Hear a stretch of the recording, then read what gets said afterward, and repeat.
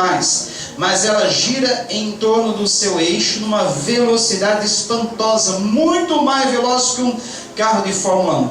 Mas nós não sentimos, porque ela é grande demais. Muito bem.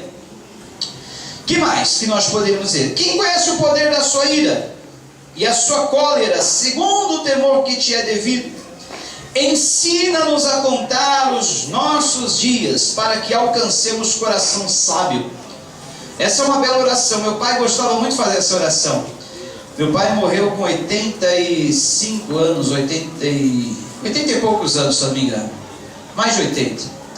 E uma oração que ele sempre fazia a Deus no final da vida dele era: Senhor, ensina-me a contar os meus dias, para que eu tenha ou alcance um coração sábio. Porque a sabedoria é a melhor dádiva que você pode pedir a Deus. Lembra de Salomão?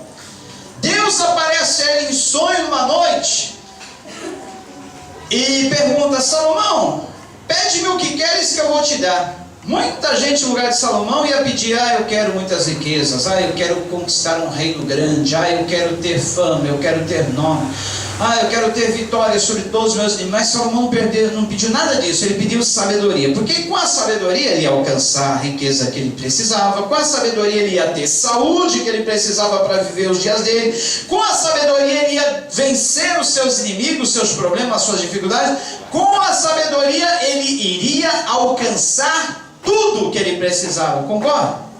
Por isso que Salomão foi considerado o homem mais sábio na face da terra, e o seu reinado, o reinado mais magnífico que já houve. Por quê? Ele pediu a principal coisa que nós precisamos ter: sabedoria. Com a sabedoria nós aprendemos a viver. E Moisés ainda diz mais: volta-te, Senhor, até quando? Tem compaixão dos teus servos, sacia-nos de manhã com a tua benignidade, para que cantemos de júbilo e nos alegremos todos os dias. Deus quer te dar alegria todos os dias. Um debate está acontecendo no Brasil, e o debate, promovido por uma ONG e liderado por um certo senador, propõe que a Constituição brasileira tenha incluso, num dos seus parágrafos, o item felicidade. Eles querem que a nossa Constituição tenha esse parágrafo: é direito de todo brasileiro a ter felicidade, gozar a felicidade, obter a felicidade, alcançar a felicidade.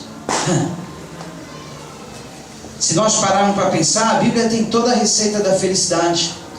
O Salmo de número 34 tem a receita perfeita da felicidade. Quem quer viver longos dias sobre a terra e ter dias felizes? Refreia a tua língua do mal, os teus lábios de falarem dolosamente ou falsamente.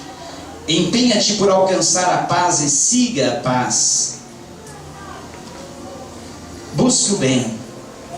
Então a Bíblia tem um monte de receitas para a felicidade. Felicidade não se alcança nós não vamos obter nunca a felicidade através de um bom governo, através de uma vida sossegada, através de uma vida pacífica, através de segurança, boa saúde, um sistema de saúde bom, através de um sistema de educação perfeito. Não, nós iremos alcançar a felicidade quando nós obedecermos aos mandamentos e aos ensinos do Senhor. Se nós seguirmos os mandamentos, os ensinamentos do Senhor, teremos dias felizes. Muito bem, continuando, Moisés, nesse Salmo de número 90, ele diz: alegra-nos por tantos dias quanto nos tem afligido, por tantos anos quanto suportamos a adversidade. Aos teus servos apareçam as tuas obras, e aos teus filhos a tua glória. Olha, imagine o sofrimento desse homem Moisés. Ele havia subido ao monte e permanecido em jejum, sem comida e sem bebida, 40 dias e 40 noites. Pensando: bom, quanto mais eu me consagrar, mais aquele povo que eu deixei ali embaixo, eles vão estar consagrados. Quanto mais eu me consagrar, mais aquele povo vai estar abençoado. E Moisés, naqueles 40 dias e 40 noites, face a face com Deus, recebendo os mandamentos de Deus, ele viu o dedo de Deus escrevendo sobre as pedras. Que contato pessoal, íntimo com Deus. e almejando tudo de bom para aquele povo, coisas maravilhosas. De repente ele desce do monte alegre, o brilho do seu rosto era tão reluzente que se olhasse para ele, ofuscava a visão. E de repente ele desce do monte, o que ele vê? Em vez de encontrar o povo orando, o povo buscando, o povo ali esperando por ele, ele vê uma festa, e no meio daquela festa, o povo dançando e cantando ao redor de um bezerro de ouro, e dizendo: este é o nosso Deus que nos tirou do Egito, sirvamos a esse Deus. Que decepção para Moisés, hein? E ele com as 2 tábuas da lei, do mandamento que Deus havia dado ali no monte, ele quebrou os 10 mandamentos de uma só vez. Ele ficou tão irado que ele tacou aquelas pedras, partiu-as no meio, e deu uma maior bronca no povo. Vocês são povo rebelde, povo contumaz, povo que atrai a ira do Senhor. Quando é que vocês vão aprender? E sabe o que ele fez? Ele não desanimou, ele não desistiu, ele perseverou. Ele falou: bom, talvez eu precise orar um pouco mais ainda. Já orei e jejuei 40 dias, 40 noites, eu vou dobrar. Subiu ao monte novamente, orou e jejuou 40 dias e 40 noites.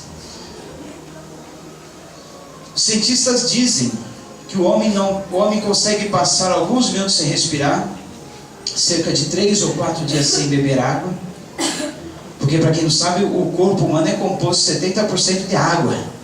É por isso que os médicos mandam que você tome pelo menos 1,5 litro a 2 litros de água por dia. Senão seu organismo não vai funcionar direito, porque ele precisa de água. Como o carro precisa de gasolina, o corpo da gente precisa de água. Sabia disso? Você quer fazer um bem para o seu corpo? Tome muita água. Água, porque o seu corpo funciona à base de água. É 70% de água. Tome água, irmão, senão vem dor de cabeça, vem dor de estômago, vem mal-estar, vem desânimo. Mas você não sabe por quê? É falta d'água. Tome água, bastante água, e de preferência filtrada. Não adianta ir lá abrir a torneira, tem que tomar água. E sem tomar os 2 litros uma vez, que aí você pode até morrer, sabia? Você toma muita água de uma vez. Água de menos faz mal, e água de mais também faz mal. Então você tem que tomar a dose certa, distribuir esses 2 litros durante o dia, e aí tudo bem. Muito bem. A ciência então diz que o homem só consegue ficar 3 ou 4 dias sem beber água, e de 30 a 40 dias sem se alimentar. Mas aqui, olha, irmãos, foi uma direção específica do Senhor. Não vai fazer isso que Moisés fez, 40 dias, depois mais 40 dias, sem uma direção específica, porque Deus aqui ele se responsabilizou pela saúde, pela vida de Moisés. Ele ficou 40 dias, 40 noites sem beber água, e depois sem comer, e depois mais 40 dias, 40 noites, mas sob a orientação do Senhor. Eu já vi gente fazendo jejuns prolongados sem a direção do Senhor, talvez por uma vaidade pessoal, talvez para mostrar como os fariseus, mais espiritualidade que os outros. Eu já vi gente ficar lelé. Eu conheci gente que ficou biruta, só jejuava, orava e orava, não se alimentava, não descansava.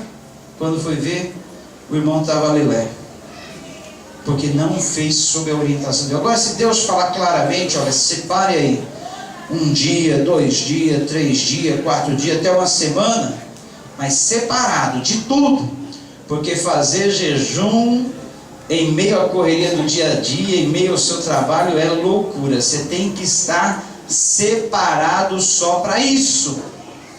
Eu já fiz alguns dias um jejum prolongado, mas separado de tudo, recluso, não no meio do dia a dia, senão você não aguenta.